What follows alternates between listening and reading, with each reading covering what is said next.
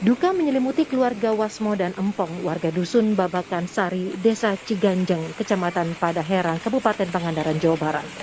Mereka harus mengikhlaskan kepergian anak kembarnya Hasan dan Hussein yang meninggal dunia setelah ditabrak dua pengendara moge pada Sabtu kemarin. Kondisi ibu korban sekarang masih shock, masih trauma. Sekarang masih sering pingsan. Tadi juga diajak ngobrol juga masih diam gitu. Belum bisa diajak bicara ya? Iya, bisa.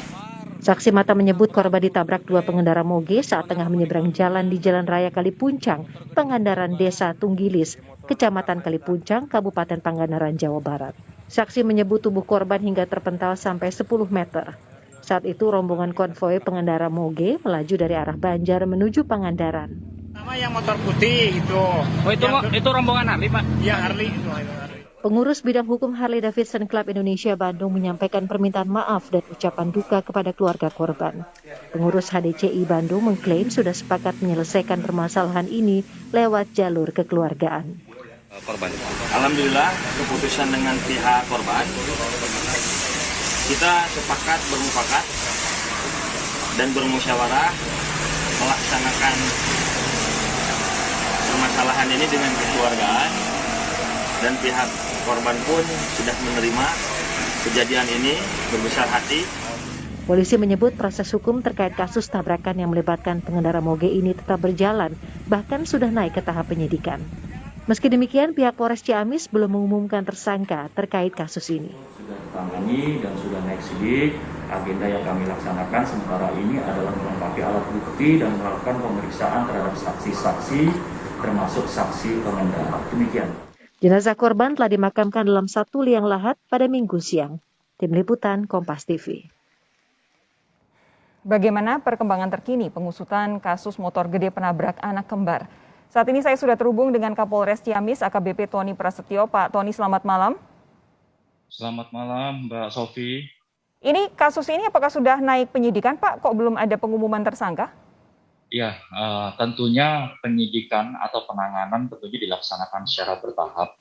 Tahap awal ini kami sudah menaikkan tahap sidik. Dalam penyidikan kita akan melakukan pendalaman lebih lanjut, pemeriksaan saksi-saksi, mengumpulkan alat bukti, kemudian mengevaluasi hasil olah TKP, yang kemudian diagendakan untuk menemukan pihak yang tidak menguntungkan atau dalam artian lain sebagai tersangka. Demikian Mbak Sofi. Maksudnya kapan kita bisa mendengar ada penetapan tersangka? Mohon waktu Mbak Sofi. Kami akan segerakan. Tapi apakah akan ada penetapan tersangka? Terkait dengan kejadian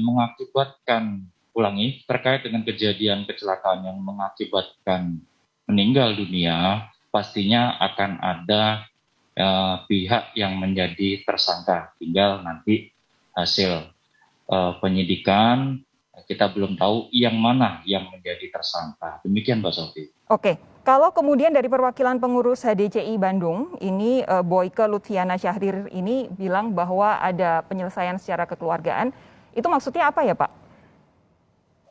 Terkait dengan informasi tersebut, respon kami yaitu merupakan hal yang bersifat empati, pemberian empati dan kemanusiaan yang dilakukan teman-teman dari HDCI, informasinya kepada korban itu sah-sah saja, silakan untuk kemanusiaan, namun demikian untuk proses hukum tetap berlanjut. Demikian Mbak Sofi.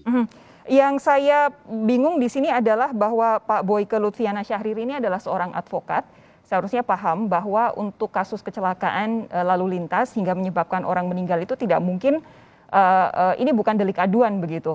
Nah, lalu kemudian kalau dari HDCI bilang akan menyelesaikan, ini ada kata-kata menyelesaikan secara kekeluargaan, apa tanggapan dari kepolisian? Terkait dengan penyelesaian dengan kekeluargaan itu kembali kepada para pihak ya Mbak Sofi, kepada para pengendara dan kepada pihak keluarga. Kalau kewajiban dan apa yang menjadi tugas kami di kepolisian ya melakukan penyidikan hingga tuntas. Demikian.